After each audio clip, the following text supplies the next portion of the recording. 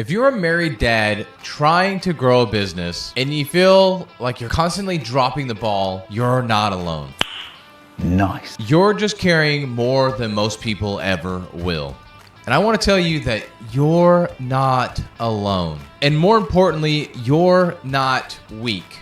I've talked to countless married men that are running businesses and chasing after their dreams, and there always seems to be this common theme.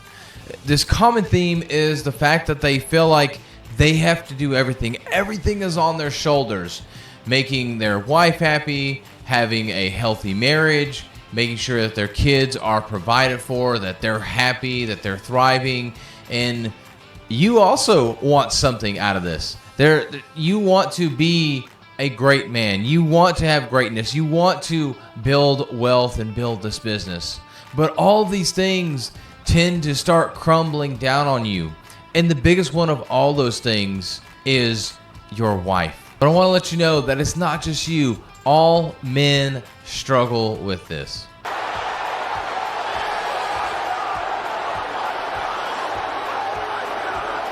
The wife needs that emotional connection. I am having a very bad day. I am in no mood. This today. The kids just want their dad there to play with them. The business needs you there to grow. You have to make decisions in all areas, financially in your business as well as your personal life. You have to be that emotional connection. You have to be the fun, easygoing dad. You can't have stress. You can't get sick. There's so many things.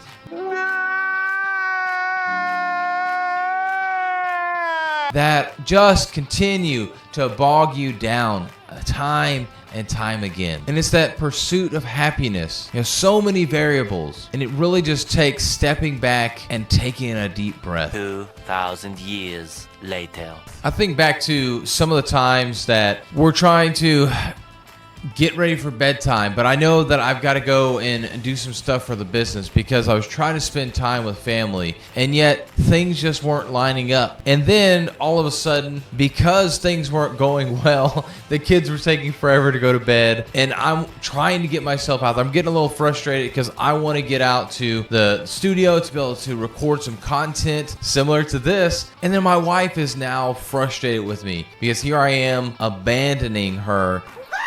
Even though I've been there trying to be with the kids, trying to help with things around the house, and it really just cuts to the heart. But I've realized as well, talking to other dads, they go through this same situation. And really at the end of the day, that's just an emotional response. It's nothing against you. Unless you're doing this all the time, you're completely neglecting your wife and your kids, and you're just doing your own thing, that's a different situation. But if this is on occasion, you as a dad do deserve that time, deserve that break. And obviously your business needs to grow. And so for me, it's content creation that helps with that. For you, it's probably something else. But just realize it's not about you. And as dads, we don't talk about this enough. Society tells us, be strong, don't complain, just suck it up. But holding it in doesn't make you stronger. It actually makes you more isolated. I guarantee right now, and if you're going through this right now, you're feeling this right now, you're thinking, I've never felt more alone. I feel like there's nobody out there to help me, that understands me. But that's the furthest thing from the truth. But so many great people have had to have help. It's not uncommon for great people to have help in some way, shape, or form. So if you need that help, it's okay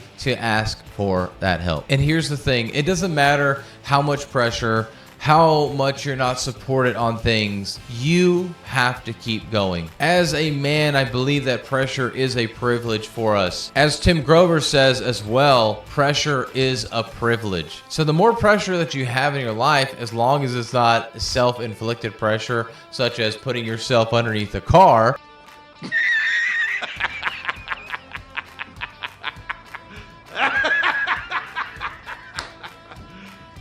You serious? or something and hoping that you can bench it.